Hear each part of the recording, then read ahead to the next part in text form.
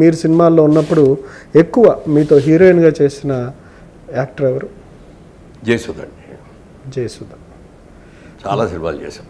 సుమారు ఎన్ని చేశారు? 25 to 30 ఉంటాయి. జయచిత్ర గారు ఏమైనా చేశారా? జయచిత్ర గారితో 15 దాకా చేసి ఉంటాను. ప్రభ గారితో అట్లా 15. మీకు జయచిత్ర గారికి ఏమన్నా ఎఫ్ఐఆర్ ఉందని అప్పుడు వార్తలు ఏమైనా వచ్చాయి? ఎఫ్ఐఆర్లో వచ్చింది ఉందని చెప్పి ఒక రోజు నాకు తెలియదు అసలు ఏమండి అని తప్ప ఇంకోటి పిలిచేవాడిని కాదు. మీరు ఆవిడని కూడా ఆయన కూడా మురళీమోహన్ గారు అని పిలిచేది. అసలు అంతకంటే సన్నిహితం మాకు ఉండేది కాదు. ఒకరోజు మెడ్రాస్లో షూటింగ్ జరుగుతున్నప్పుడు షూటింగ్కి వెళ్ళే వాహిని స్టూడియోలో వెళ్తే అందరూ కూడా అక్కడంతా తమిళియన్స్ కదా, కెమెరామెన్స్, లైట్ బాయ్స్ అందరూ కూడా ఎవరిదా మురళీమోహన్ నన్ను చూపించి, ఏంటిది నన్ను చూసి ఎవరిదా మురళీమోహన్ అంటారు ఎట్లా ఏదో అనుకొని వెళ్ళిపోయి షూటింగ్ చేస్తూ ఉండగా ఆ సినిమా పక్క ఫ్లోర్లో మా జగమేమాయిలో హీరోయిన్గా చేసిన అమ్మాయి, ఆ అమ్మాయి తమిళ్ బాగా తెలుసు అమ్మాయికి.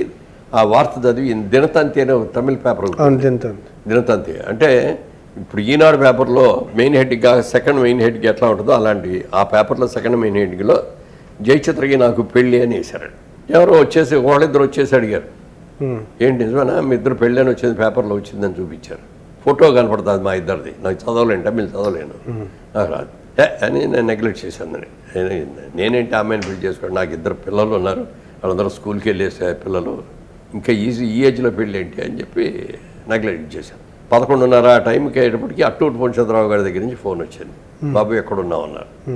అంటే వాహిని స్టూడియోలో షూటింగ్ జరుగుతుందండి ఉన్నానండి. నేను ఒకసారి వచ్చి వెళ్తాను, అక్కడే ఉంటావు కదా అన్నాడు. ఉంటానండి అన్నా కానీ మనసులో ఏంటి ఆయన వస్తానంటారు, ఏంటిది ఈ పేపర్లను చూసి ఆయనకు కూడా చదివిందా లేకపోతే చూశాడా అడగటానికి అని అనుకుంటే వెళ్ళిన తర్వాత పక్క పిలిచి, ఏంటి బాబు నీ సంగతి నాకు తెలుసు, నువ్వు అలాంటి తప్పు చేస్తావని నేను అనుకోను, కానీ ఏదైనా వీక్ మూమెంట్లో అలాంటి తప్పు చేస్తామో వద్దని చెప్పడానికి హెచ్చరించడానికి వచ్చాను.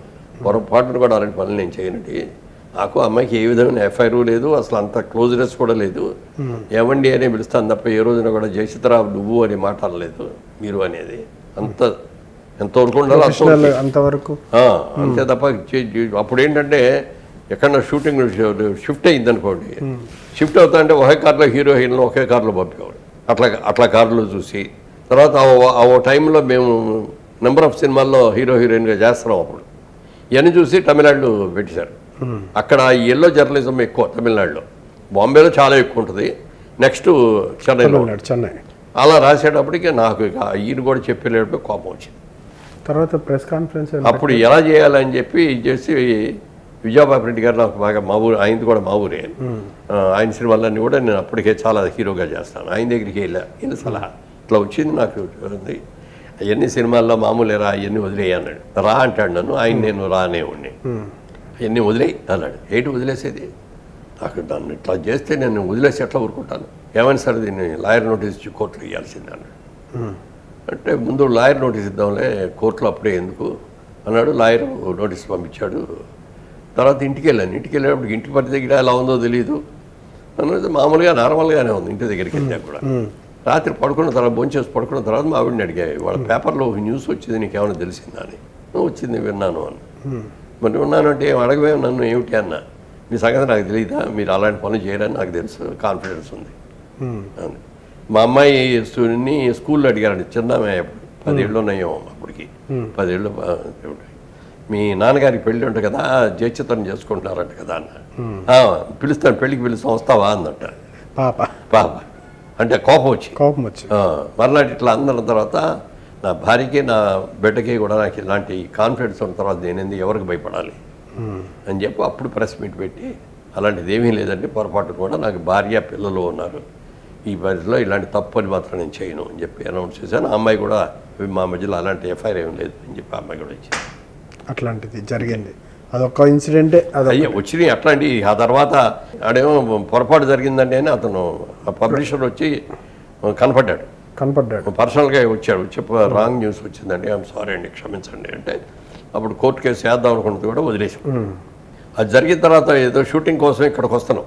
ఓ రోజు ఎర్లీ మార్నింగ్ 6కి ఉండేది అక్కడి నుంచి ఫ్లైట్.